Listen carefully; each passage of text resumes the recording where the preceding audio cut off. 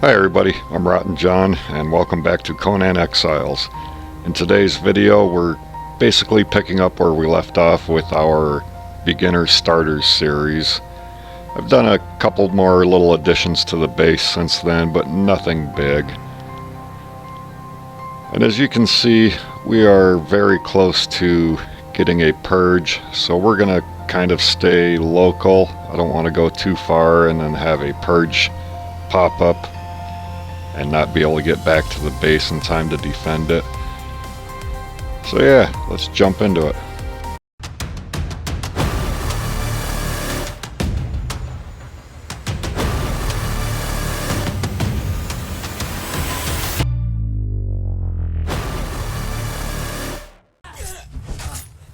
So while roaming through Sepamaru City, we came across this bearer,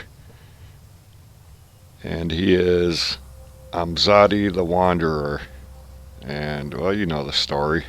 Knock him out, put him on our wheel. After putting that Thrall on the wheel, we came back to the city and we found Lissa Longbow. We probably could have knocked her out and put her on a wheel too, but I thought it'd be better to get some more levels on our Sumerian Berserker before a purge hits. I also really wanted to get some more farming done before a purge came, so that we could have some more materials for building and whatever else we need.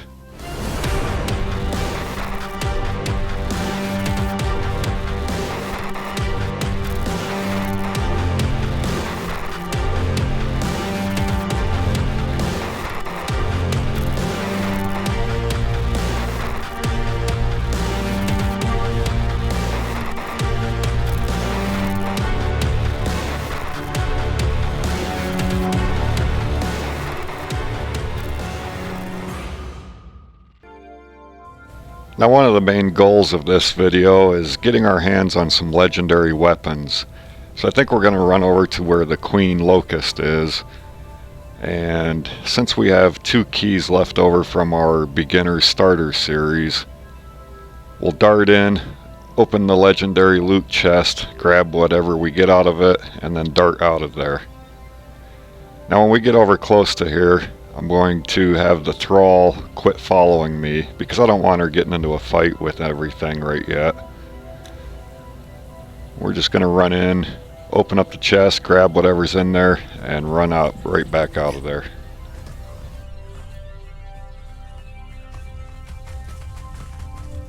So we got a legendary mace, nothing spectacular, not what I was hoping for. But we still have 1 skeleton key left, so we're going to run over to where the boss rhino is, and the chest for him is located right behind these guys on the eastern side of Sepamaru City. Just look for this big pile of rocks here, and the loot chest is right behind it. Hopefully we'll get something better out of this chest. Jediah's Great Saber. I love this sword. Not because it's so powerful or anything, but because it kind of sounds like a Star Wars lightsaber when you or your Thrall swing it.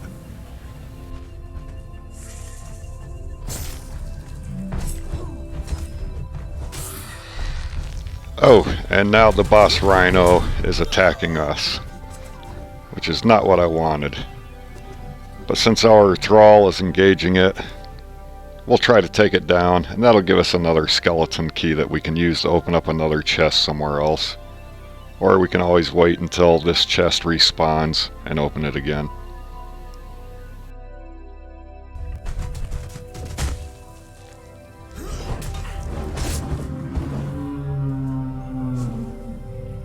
Alright, we finally killed the boss rhino here. And as you can see, we got another skeleton key from him. So we'll put that to use later on. Now we had just made it back to the base, and sure enough, we're getting our purge.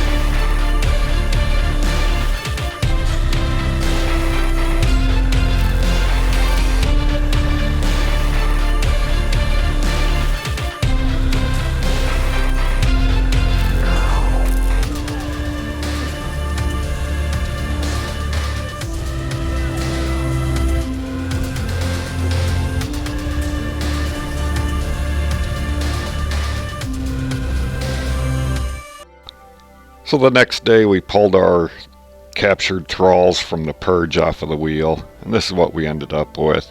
A couple of black hand spy archers and fighters.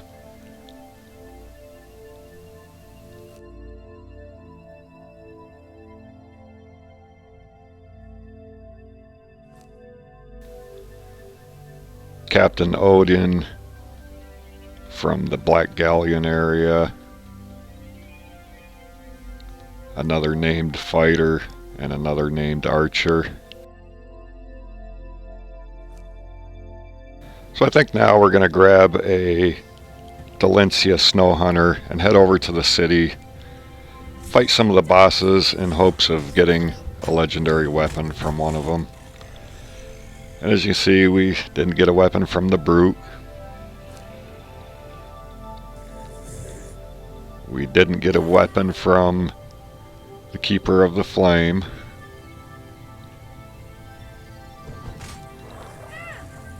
We didn't get a weapon from the Guardian. And we didn't get a weapon from the Commander. So I think we'll head over to a cave that's just outside of the unnamed city here, right up in the top center of E5. This is Shaleback Hollow. Now this cave has a lot of undead kappas in it, which are basically undead shalebacks. They're pretty easy to kill. Big thing I like out of here is using a cleaver on them after you kill them and collecting their heads, because later in the game you can make your own undead kappas on your fireball cauldron. And sometimes there is a boss in here that you can kill and it'll drop a couple items for you. So we're going to get out of this cave. One thing to remember is while you're in this cave, the whole time you're in here, you are going to gain corruption. And when we were going through the unnamed city, I did kill a relic hunter leader and got the heart of a hero from him. Now if you use the heart of a hero when you have a lot of corruption, it will remove the corruption for you. And we'll get into that in a later video. One thing I wanted to point out though is I had a few people asking about where to get hyena pups and especially ostrich chicks. So we're going to come over to this area, we'll grab a few hyena pups, and we're going to get some of these ostrich chicks that we can put in our animal pen and tame.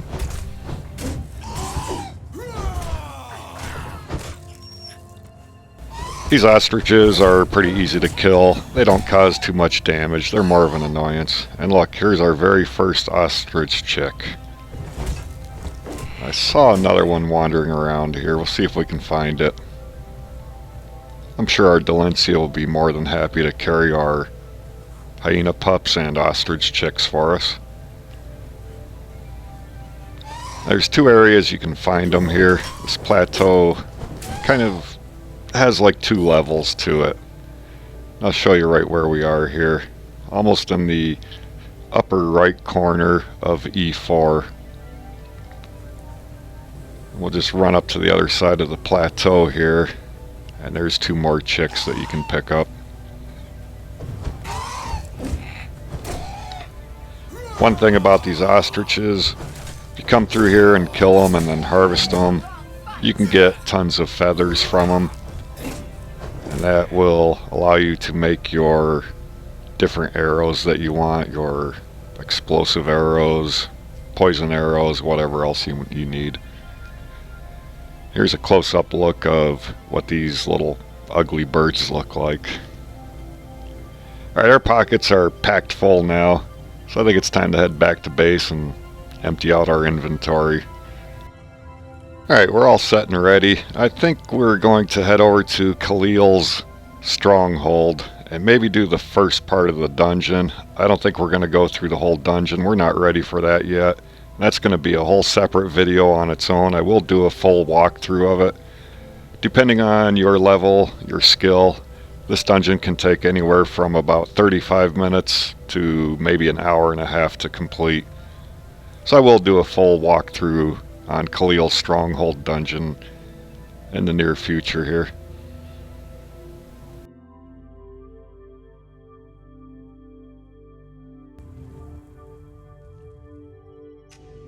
Alright, we are now inside of Kaleals Stronghold dungeon. As soon as you come down the steps from the entrance, there's going to be two just regular skeletons to fight. They're nothing extremely hard, just your everyday skeletons.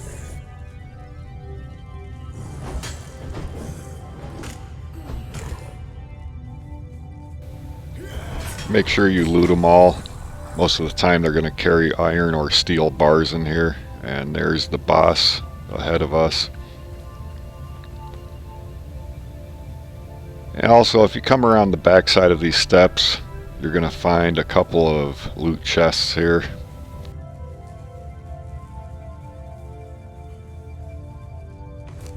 These chests are going to contain your everyday normal items for the most part in them.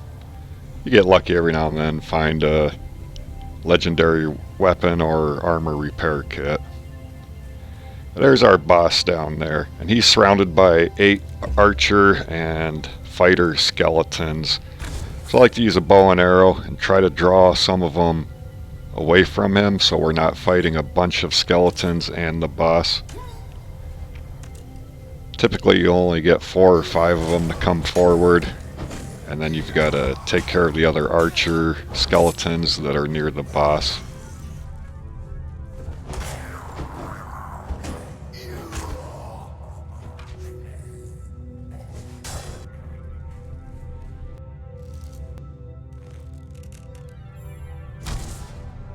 I tried to use an arrow to lure the boss away from the other 2 archer skeletons, but I got the aggro of all 3 of them.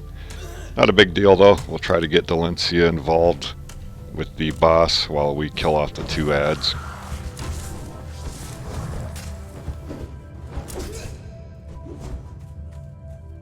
And this boss is the Gate Guardian. I believe he has a little over 17,000 health. I may be wrong on that number. It's been a while since I've been in this dungeon. But we're going to do the same like you would with any other boss. Get your Thrall to grab his aggro, and then we're just going to come up behind him and help the Thrall take him out. Now the main thing we wanted from this guy was the Gate Guardian axe here, which is a lot better than what we've been using. And the axe has 57 damage and 0 armor pen. But it's a whole lot better than our 33 damage axe we've been using. And if we make it back to the base alive, then we'll add a spiked weapon fitting to it so it does some armor penetration.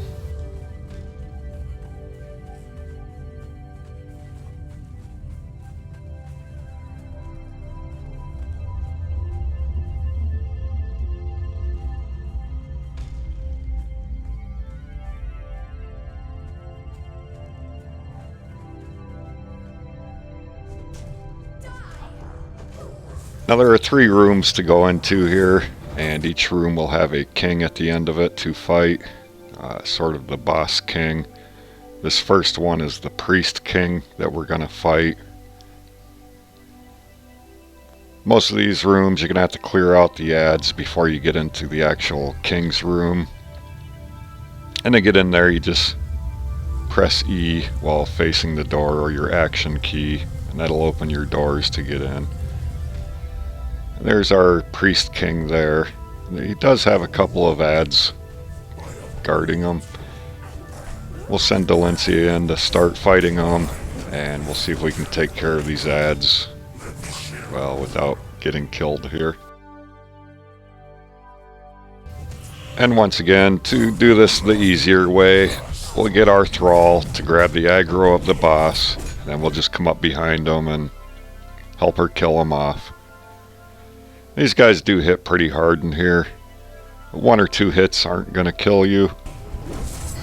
If they do get you pinned into a corner, you can get in a lot of trouble real quick here. We didn't get the weapon I was hoping for, But nonetheless, we got a legendary weapon, and we've got one of the statuettes that will allow us to open the fourth door to go deeper into the dungeon. But we're not going to do that in this episode. You can also harvest these guys. They'll give you bone, demon blood, and thick hide.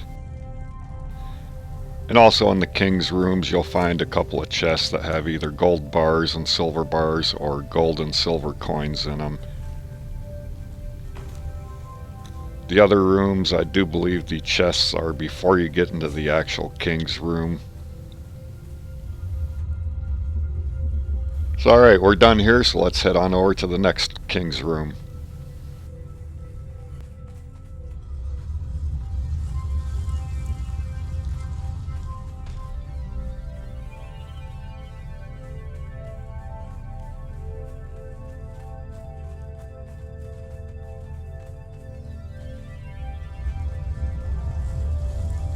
Each one of the king's rooms is set up a little bit differently. You're going to have different adds to fight off, different areas to go into and look for chests before you get into the king's room.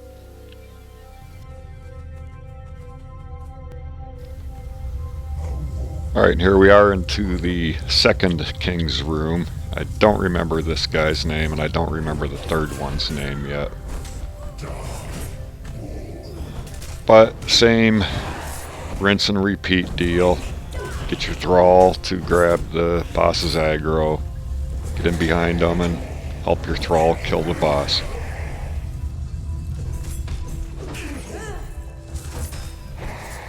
We're going to speed up through some of these fights here. Like I said, I will do a complete walkthrough in this dungeon.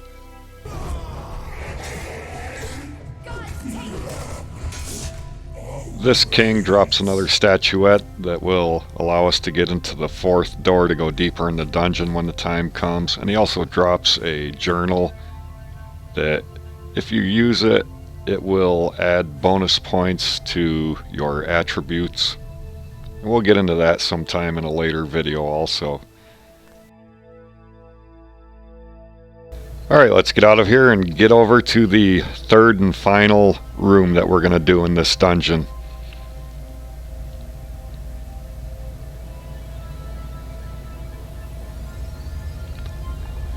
This one is set up a little differently from the last two, as you can see.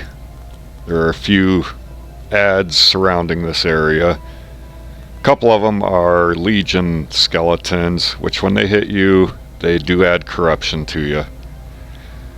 Now we'll just open the door to get into the final king's room. We'll get our Thrall to go and engage him and grab his aggro. And then we'll jump in from the backside and help her kill him. This guy, he fights a little bit differently. He has a long spear. It hurts quite a bit when he hits you, and he's got quite the reach with it.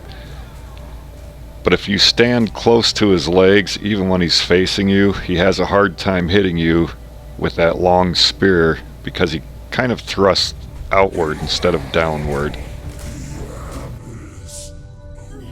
This king can drop a few different weapons also. This time we have Mitra's Justice. It's not a terrible weapon, it's just not the weapons I prefer to use. And also we get another statuette that will unlock the fourth door. But we're going to head back to our base now, because I've had some questions on why I don't use pets. And it's not that I don't use them. If I could get a good saber tooth or something, I would run with them. However, most servers limit the number of pets and thralls you can have at any one time. So if you open up your server settings and then click on the pet and hunger category, you'll see that on most servers the use minion population limit will be checked, and it's a default setting of 50 pets and or thralls that you can have at any one time. And if you're in a clan, you'll get 5 more pets or thralls per player in the clan. But at some point the server is going to start deleting some pets or thralls if you go over this threshold. So that's why I normally stick with fighters and archers. Like I said, if I get a really good strong pet, I'll keep it. The rest of my pets usually just end up being fodder for purges. Alright, so we're going to end this video here, and in the next video we'll take a closer look into some of the low-level and mid-level weapons that we can make, and then we'll make some of our weapons on some of the better benches, as well as getting into a few more of the dungeons. So I hope you found some of the information in here helpful, and if you did, please remember to subscribe. It's free to you, and it really does help me help you.